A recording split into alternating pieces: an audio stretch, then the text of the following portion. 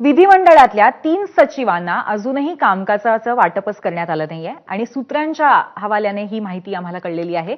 शिवदर्शन साठे, मेघना तळेकर, विलास आठवले या तिन्ही सचिवांना विधिमंडळामध्ये अजूनही कामकाजाचं वाटप करण्यात आलेलं नाहीये। गेल्या अर्थसंकल्पीय अधिवेशनामध्ये शिवदर्शन साठे आणि मेघना तळेकर यांना सहसचिव पदावरनं सचिव पदावरती पदोन्नती मिळाली होती, त्यांचं प्रमोशन करण्यात आलं होतं।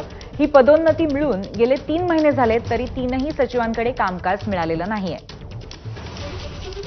आपले प्रतिनिधी निलेश बुधावले आपल्याला या संदर्भात अधिक माहिती देतील। निलेश, नक्की असं काय कारण आहे ज्याच्यामुळे या 3 सचिवांना अजूनही कुठलंही काम सुपूर्द करण्यात आलेलं नाहीये?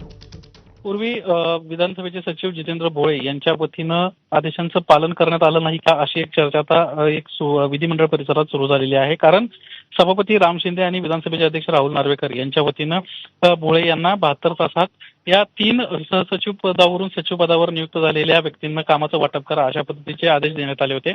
मात्र हे आदेशाचं अद्याप पालन झालं नसल्याची देखील बाब आता समोर आलेली आहे।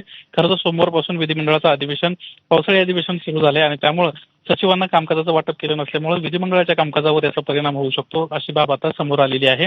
मागच्या अर्थसंकल्पीय अधिवेशनामध्ये शिवदर्शन साठे, मेघना तळेकर, विलास आठवले या तिन्ही सहसचिवांची सचिव पदावर नियुक्ती करण्यात आली होती आणि त्यामुळे समसमान आता तिघांची पदं झाल्यामुळे त्यांना देखील विधिमंडळाचे कामकाजाचे जे आहे ते वाटप करण्यात यावं, अशा पद्धतीचे आदेश जितेंद्र भोळे यांना देण्यात आले होते। मात्र अद्याप याचं पालन झाले नसल्याची बाब समोर आली आहे। नक्कीच निलेश, यामागे काय कारण आहेत ते लवकरच समोर येईल। धन्यवाद आपण दिलेल्या माहितीबद्दल।